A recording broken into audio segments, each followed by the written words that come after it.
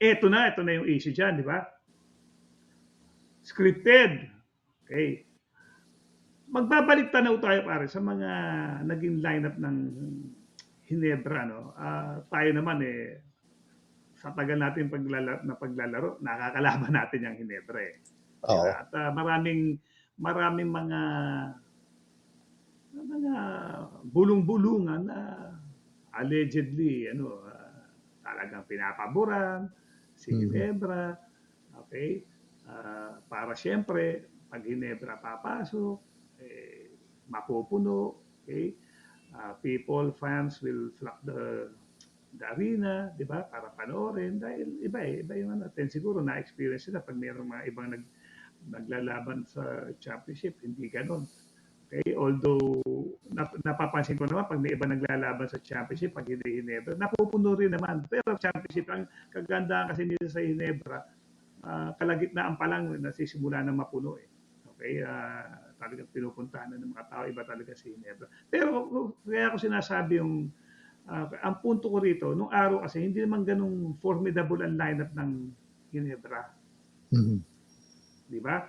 Si Coach Sunny nga, mahilig nga sa mga, sige, ito, dyan sa inyo yung mga star ako, isa lang star ko, dapat the rest, talagang, parang lalaban lang ito.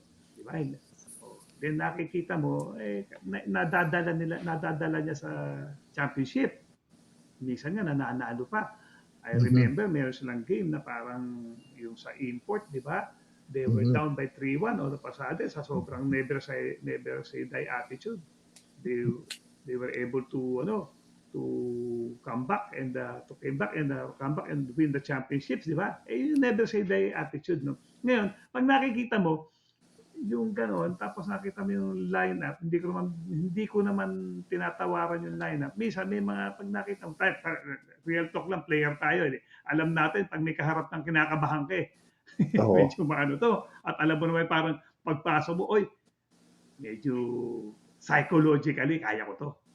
May ganun let's face it, ganun po talaga ang basketball. Meron dyan na pumapasok ka, nagra-round robin ka pala, pag nakita mo, pinupuntos mo na na, medyo kaya to, baka madali. Okay, di ba? Meron naman, pag ginaano mo, ikaw na may kinakabahan, ikaw may namamalay mo, ako, kalaban natin yung ganito. Noong panahon ni Hinebra, may mga certain season na medyo hindi ganong, ako, sa akin lang personally, na hindi ganun katibay ang lineup, na siyempre, pwedeng lumabas yung pinag-uusapan na baka tinutulungan na referee. Okay? Kailangan pumasok kasi yung fans, kailangan hindi mawala. Yung mga ibang teams, hindi naman ganun kagagaling din ng mga player, hindi ganun kasisikat. Okay? Although magagaling. May lumalabas na ganung usapin na. Di ba? Na kailangan ang basketball ay PBA basketball, entertainment yan, hindi competition. Okay? Although competition, pero hati na yan, 50 competition, 50 entertainment. Okay? Kailangan, corporate na to, kailangan, meron ng kita, gate receipts. Di ba? PB advertisements. Di ba? Pag ang napapasok mo dyan, itong mga team na hindi ganun popular, baka bumaba ang fan viewing. Okay, okay. So, naririnig natin, nagkakaroon ng ganyang mga usapin.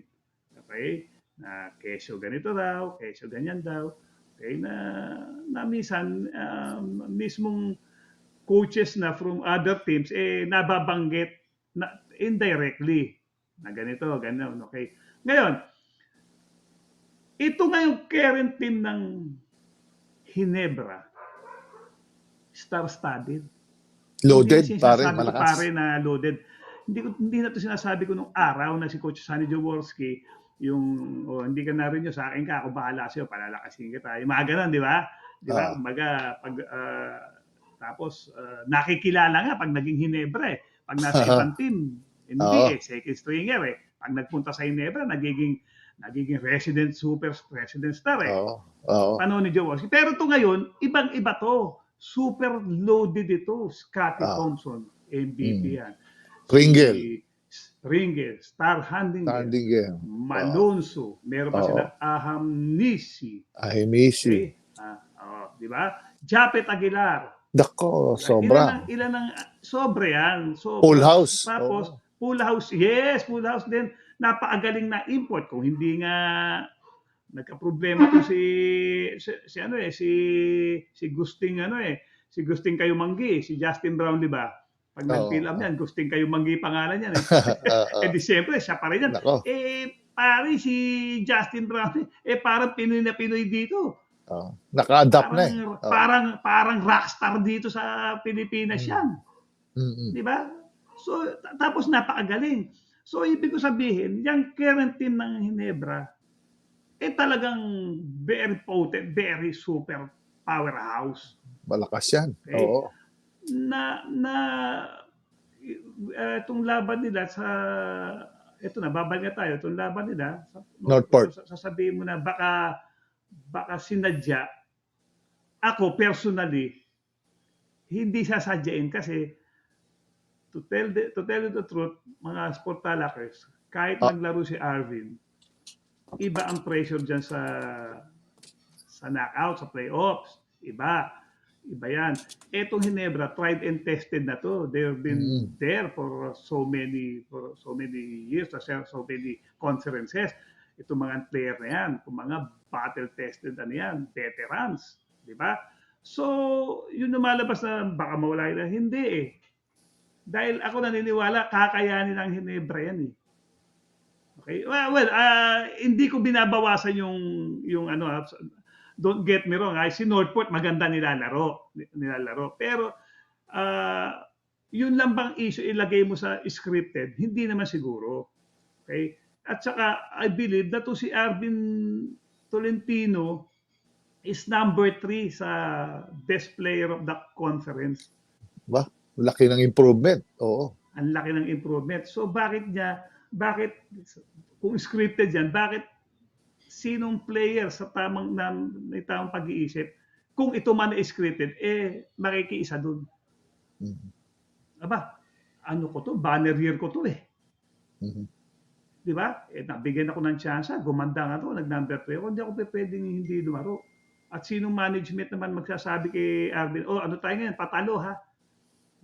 Gumawa ka ng paraan. May nararamdaman ka. Wala rin namang management magsasabi ng ganon. Di ba? So ito, ang nangyari dito, baka talagang may idiinda yung bata, yung player. Okay? Pero ako, may agam-agam din na yung parang kasi yung kanyang reason is nangyari din sa akin. Ay, siguro sa'yo, nangyayari din sa'yo, pare. Yung jumper's knee, masakit yun. Masakit talaga yan. Ako, meron isang conference na parang I was bothered by this jumper's knee. Pero natatapos ko, pero hindi ko maibigay yung 100%. Pero alam mo naman ang jumper's knee, sa simula lang naman yan. Yung warm-up, pag nawawala-wala. Pero pagkatapos ng cool down, napakasakit ulit. Masakit na naman. Parang nakaapak ng pako eh. Oo. Okay? Magiging tight. So yun. Tapos ang nangyayari, si jumper's knee for the information ng ating mga sport talakers, okay, kung talagang jumpers niyan, hindi naman siya major na injury. Nasakit. Pero, okay, nakakabwisit. Parang naging pain yan. Parang naging pain. Naging lingering pain. Very irritating. Nakakabwisit.